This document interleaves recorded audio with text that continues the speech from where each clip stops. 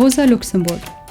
Born on 5th of March 1871 in Zamość, Poland, completed the full course, 7 classes, of the Warsaw Grammar School. From 1890, she studied in Zurich at the Faculty of Philosophy, partly natural sciences, partly mathematics.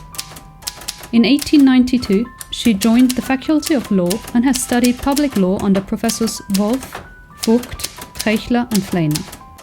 Already as a schoolgirl, Rosa had to experience how revolutionary socialists were imprisoned in the nearby citadel of Warsaw, sent to forced labor, and hanged.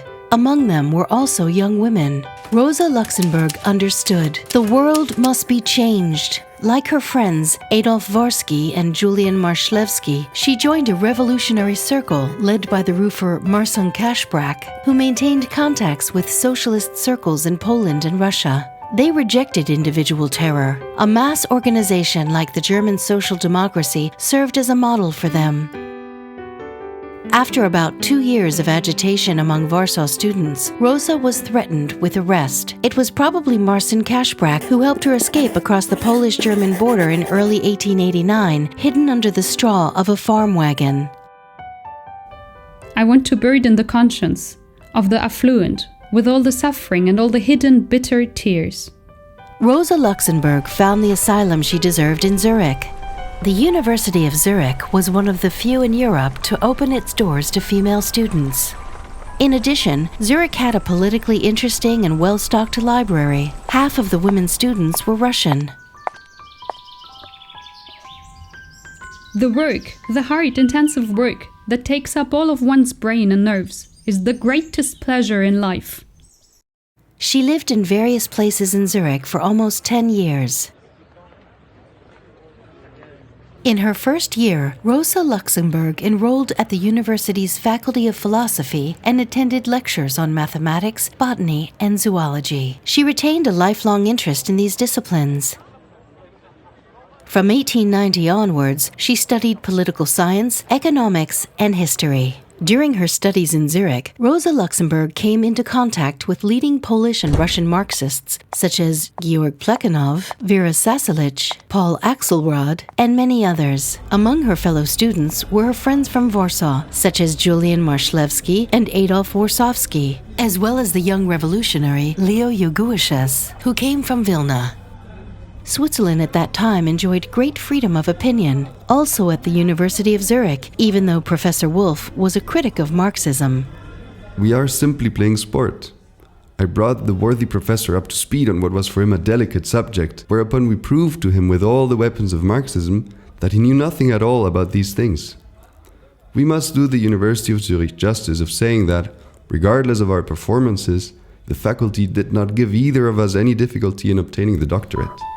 Rosa Luxemburg was a contributor to the Arbeiter Stimme, a journal published by Robert Seidel in Zurich, and she was already writing for Karl Kautsky's Neuzeit, a weekly journal of German social democracy published in Stuttgart. One of Rosa Luxemburg's first notable speeches was at the Third International Socialist Congress in 1893, where she tried in vain to win a mandate. Rosa, 23 years old at the time, was quite unknown outside 1 or 2 socialist groups in Germany and Poland. Her opponents had a hard time against her. I still see her, how she jumped up from the crowd of delegates and swung on a chair to make herself better heard. Small and looking very frail in a summer dress which cleverly concealed her physical disability, she represented her cause with such magnetism and such compelling words that the mass of the Congress, conquered and charmed, raised their hands for her admission. Comrades, for the first time Social Democrats from the parts of Poland that are subject to Russian rule are taking part in your Congress. The workers of Warsaw and Łódź sent their delegates from the dark realm of political despotism. Rosa was not only a brilliant speaker, she also impressed with her work at the university. She was proud and happy when her dissertation was sent to her in print. It looks pretty, doesn't it? I have to admit my heart quivered and I blushed as I was opening the package. The dissertation can be credited with a full command of the subject matter, great accuracy, great reasoning power. It unlocks the subject without ever becoming long-winded and testifies for theoretical talent as well as a practical view. The style is rather poor.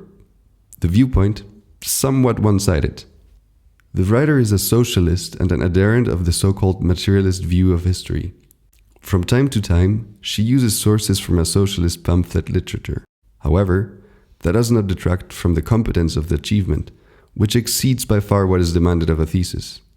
I therefore request that it be accepted. In May 1898, Rosa Luxemburg moved to Germany. My ideal is such a social order in which I will be granted to love everyone. In the pursuit of this ideal, and in the name of this ideal, I will perhaps one day be able to hate. All these years in Switzerland were a source of inspiration for Rosa Luxemburg's political struggle. She often traveled and enjoyed the tranquility of the Swiss countryside, far away from the great ambitions she had to improve society. Every year, this time, I used to make my travel preparations, because I was always at Lake Geneva on 7th or 10th of April. Now, I haven't seen it for 3 years. What a surprise it is to suddenly find oneself hovering over the big blue surface of the lake, after the dull stretch from Bern to Lausanne, and after a last terribly long tunnel.